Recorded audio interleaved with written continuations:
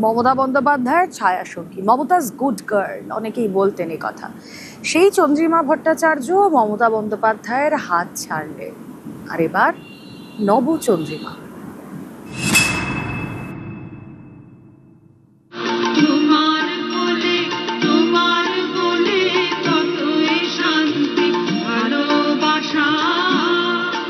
আমার আনুগত্য প্রশ্নের চিহ্নের মুখে বলে আমার মনে হয়েছে, সেটা হয়তো আমার ব্যর্থতা। তাই এই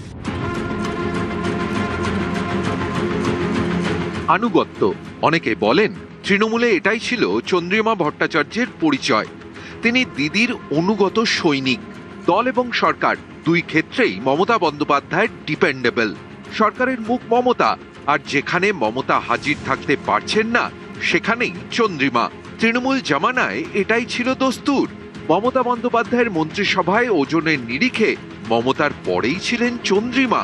একাধিক গুরুত্বপূর্ণ দপ্তর ছিল তার হাতে। স্বাস্থ্য প্রতিমন্ত্রী, আইন প্রতিমন্ত্রী, অর্থ দপ্তরের স্বাধীন দায়িত্বপ্রাপ্ত মন্ত্রী, ভূমি ও ভূমি সংস্কার মন্ত্রী। আমার আনুগত্য প্রশ্নের চিহ্নের মুখে বলে আমার মনে হয়েছে, সেটা হয়তো আমার ব্যর্থতা। তাই লক্ষ্য করার মতো বিষয় হলো, যে দপ্তর মমতা বন্দ্যোপাধ্যায় নিজের হাতে রাখতেন সেই দপ্তরেরই প্রতিমন্ত্রী করতেন চন্দ্রিমাকে, যেমন স্বাস্থ্য, অর্থ। মমতা বন্দ্যোপাধ্যায় যখন মুখ্যমন্ত্রী ছিলেন তখন দীর্ঘতম যে মন্ত্রীর দপ্তরের তালিকা ছিল তার নাম চন্দ্রিমা ভট্টাচার্য। তখন কষ্ট হয়নি, তখন দুঃখ হয়নি, তখন অভিমান হয়নি। বাজেটের কথা জনতা যখন জানে তার খানিকক্ষণ আগে আমি জানি, আমি যখন এসে দেয় আমাকে তখন আমি জানি, তার আগে জানি।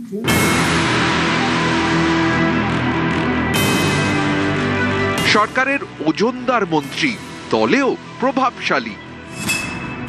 মহিলা তৃণমূল সভাপতি ছিলেন চন্দ্রিমা। মমতার সভামঞ্চে চন্দ্রিমা, মমতার মিছিলে চন্দ্রিমা, মমতার ধর্নাতেও চন্দ্রিমা, কার্নিভালেও চন্দ্রিমা।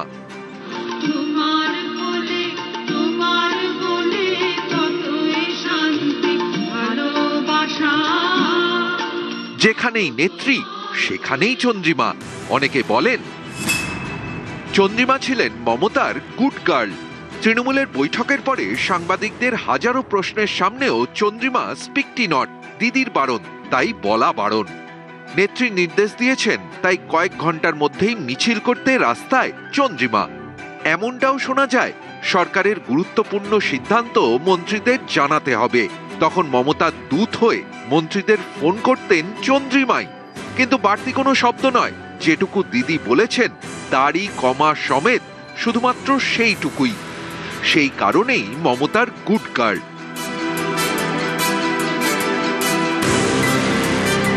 এতটাই কাছের যে ভোটে হারার পর যখন তৃণমূল ভেঙে ছত্র খান, তখনও চন্দ্রিমার উপরই ভরসা রেখেছিলেন মমতা।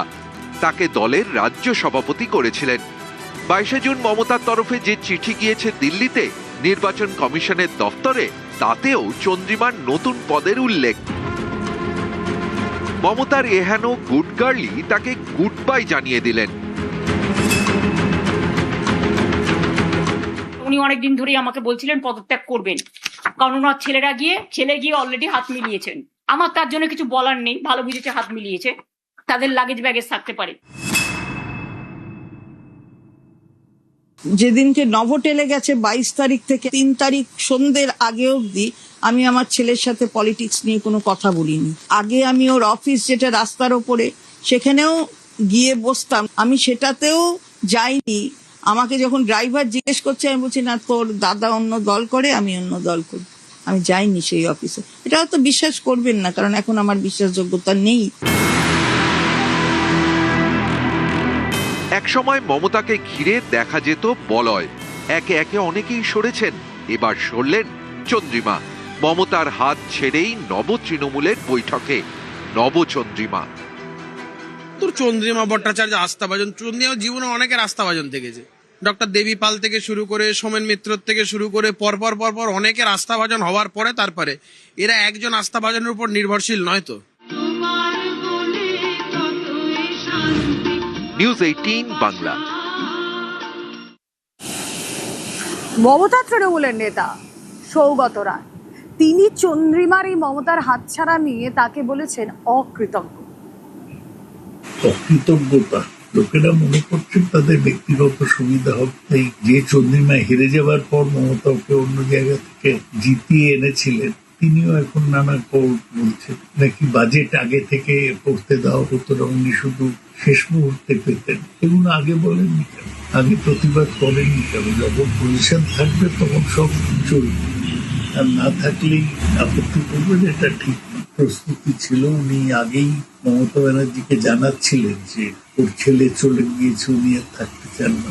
মমতা ব্যানার্জি ওকে দেরি করতে বলেছেন। আমাদের পার্টি অফিস দখল করার চেষ্টার পর উনি সিদ্ধান্ত নিয়ে জানিয়ে দেন। বিধানসভায় বিরোধী গোষ্ঠীর ঘর থেকে বেরিয়ে বিবৃতি দিয়েছে।